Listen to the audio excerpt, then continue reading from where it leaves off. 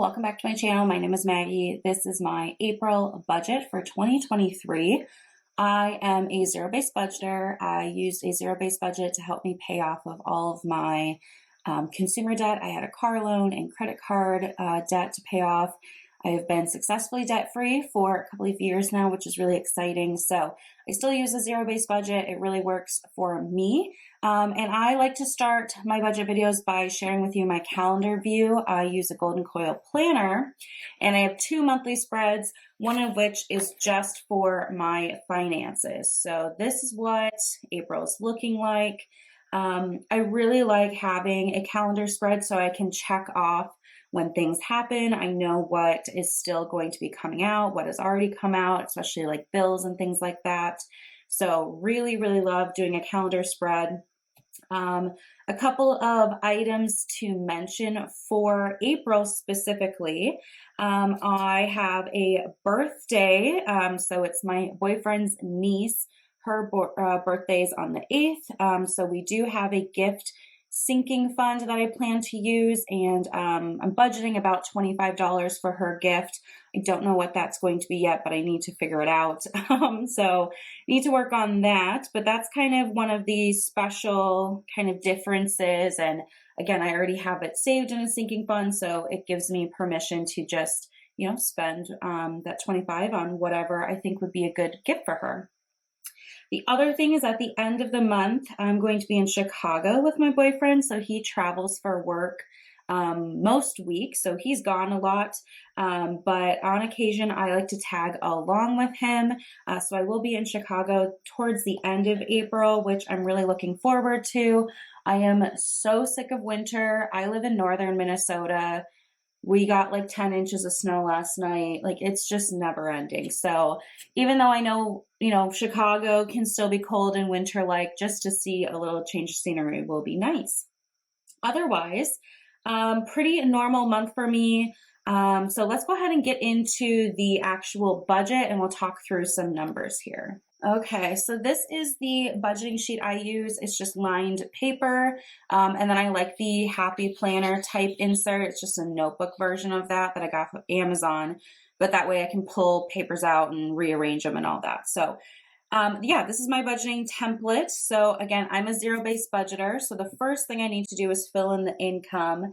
And I only ever budget off of my salary. So I am a salary employee. I get paid on the 15th and the last business day of the month. But I prefer to do a monthly budget. So what I do is I actually, in March, my March 15th check and then my March 31st check, I wait and then I don't use them until April 1st. So on the 1st, I'll have all my money ready to go for the month. I used to be forced to do that because I was paid monthly, and now I'm just used to it and I prefer it. So I'm doing a monthly budget as opposed to like paycheck budgeting. This is just where it works for me. So my income, what I'm budgeting for the whole month is $44.55.17.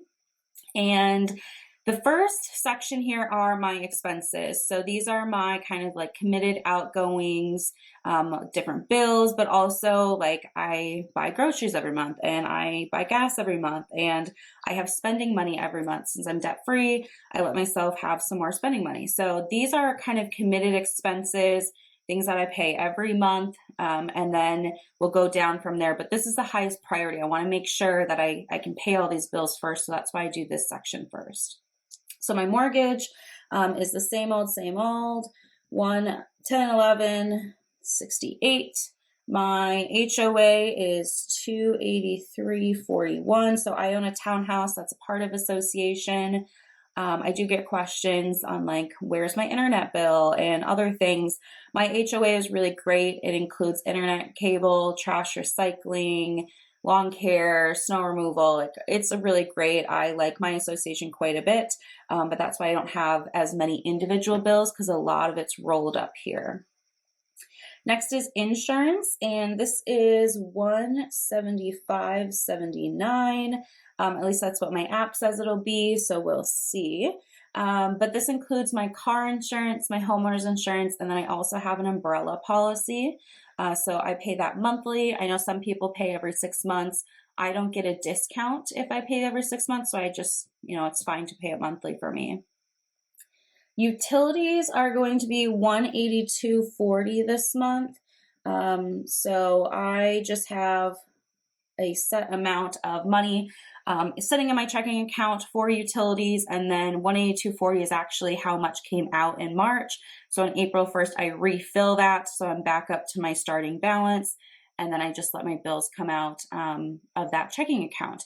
I do it that way because I don't have all of my utility bills by the time I need to make my budget. So I'm still waiting on my natural gas bill. I won't get that until usually the 4th or 5th of the month.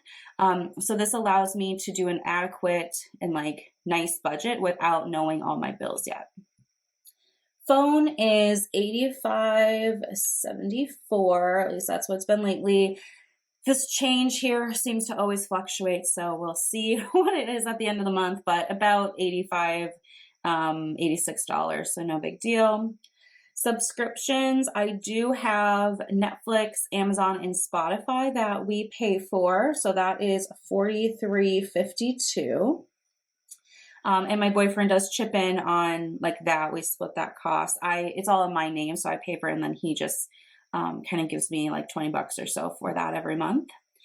Groceries, we budget $500 for the month. I do most of the grocery shopping for the household, but again, my boyfriend does split this cost with me. So I keep track of everything and give him a total at the end of the month. Gas, budgeting $60 a month. I work from home, so I don't have a regular daily commute, which is part of why I can keep my gas so low. Just kind of depends what's going on in the winter. Again, I live somewhere very, very cold where I have to warm up my vehicle just to help defrost it. So I am going through more gas in the winter, but 60's still been a nice, sweet number for me, so I don't feel the need to change that.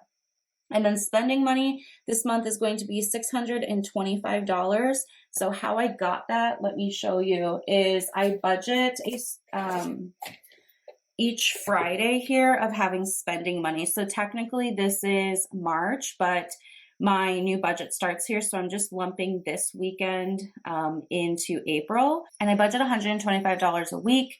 That's for, eating out, buying anything that I want that's not kind of included in my budget. So that's what works for me. So yeah, it's normally $500 because there's 4 weeks in the month, but because April is kind of one of those 5-week months, it's a little bit higher this time. So my total for this expense section is $29.67.72, which gives me a remaining of $14.87.45. So this is how much I have left to allocate as I move down my budget. So we already did all my expenses, my spending money, my groceries, all that good stuff. The next priority for me is my funds section. So this is sinking funds and also savings goals. I just kind of lump it into one section here. So we're going to work through these. My sinking funds have changed over the years. Definitely do what's best for you. So the first one I have here is called annual. This is for annual bills, things I only pay once a year. So I'm putting $130 in. The first quarter of the year, this sinking fund gets hit really hard. I paid my taxes, paid to file my taxes. I have a home warranty that I pay for, a variety of things. But throughout the summer, it really gets quiet. So I'm kind of in rebuilding mode with this annual one. I think the next few things will be my car registration and I don't know, maybe just a couple of little things, but we're in rebuilding mode now. Miko's my cat, and he gets $40 a month to pay for his food, his litter, and then this does kind of add up throughout the year to pay for his annual vet visit, which is something I need to schedule for him, hopefully for April or May. I just need to do that. Scheduling is sometimes the hardest piece of making appointments. Incidental is kind of like my cushion or miscellaneous fund. I put $50 in every month. So this is, if I have any bills that end up being higher than expected, I can use this.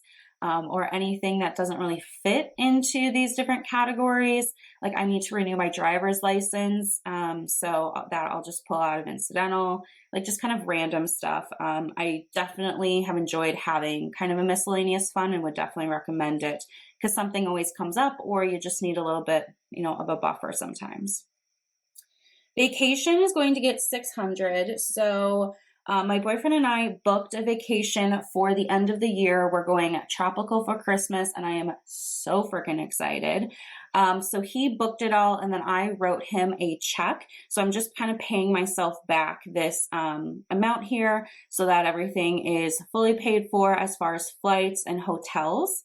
And then all I have to do throughout the rest of the year is save up to have, spending money and if we decide to go like snorkeling or anything, just kind of stuff like that. But I'm so excited, and it definitely is nice to have the bulk of the expenses, the accommodations and transportation already taken care of. Next is beauty, and that's going to get $50 this month. Just kind of any self-care, personal care related items, makeup, nail care, whatever. Car is going to get 40. So I started a car sinking fund last year, and I'm really glad I did. So this is kind of anything car related, like maintenance, car washes, just whatever. And then if I ever needed more gas money, I can also pull from there. So that's been working really well for me. Gifts is going to get 120.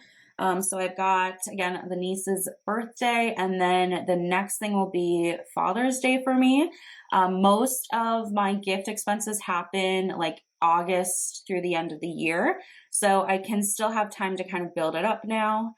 And then opportunity is going to get $70. This is kind of like my giving fund or fundraiser fund. So we do quite a bit of donations at the end of the year, but throughout the year, I like to have some money available. So if there's different fundraisers for the local school or whatever else is going on, I can say yes and support those, charities and causes and all of that.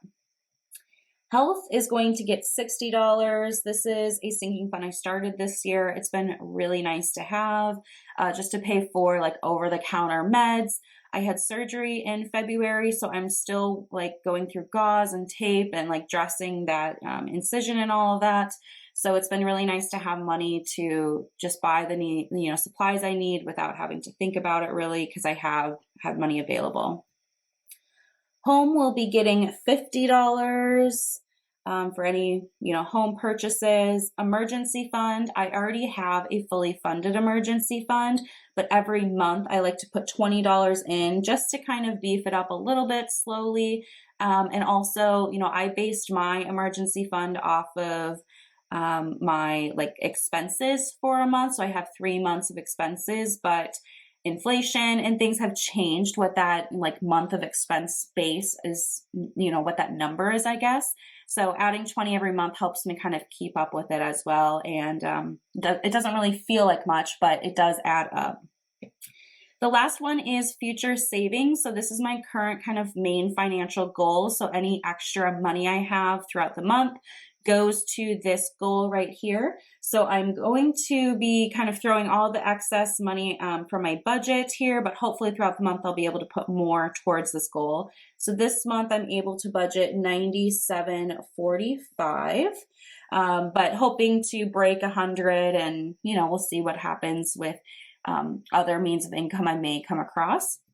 So the fund section here is totaling $13.27 and 45 cents, which gives me a remaining of $160.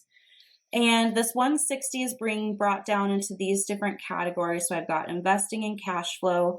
These are both based on my monthly savings challenge video. So come back and watch that. I also have, like March's you can check out.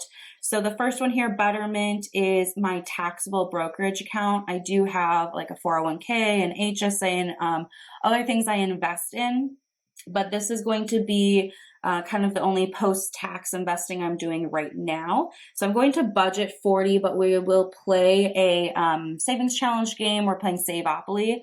to see what this number actually is going to be. So that's kind of fun. So this total here is 40, which gives me a remaining of 120. And I'm budgeting 120 for my cash savings challenges. Cash saving challenges are new to me this year, but I'm really enjoying them. They're helping me kind of save up and build money for other things that I don't have specifically called out in my budget, which has been really, really fun. So this is worth it to me. And again, because I am debt free, I've finished my Roth IRA, I've been able to do kind of these fun things, which is really exciting for me. So this total is 120, and that brings me down to a zero-based budget, which is exactly what I'm looking for at the end of, my budget here. So my main priorities for the month is to pay back my vacation fund. No big deal. That's already, budgeted and taken care of. And then also increasing and putting more money towards my future savings. So that is my April budget. I would love to hear from you what you have going on in April. If you have anything fun and exciting for Easter or just springtime, I am just dying to see any ounce of green around me. Definitely looking forward to the spring whenever it's ready to come visit me. So that's what I have for you guys today. Thank you so much for watching, and I will see you in my next video.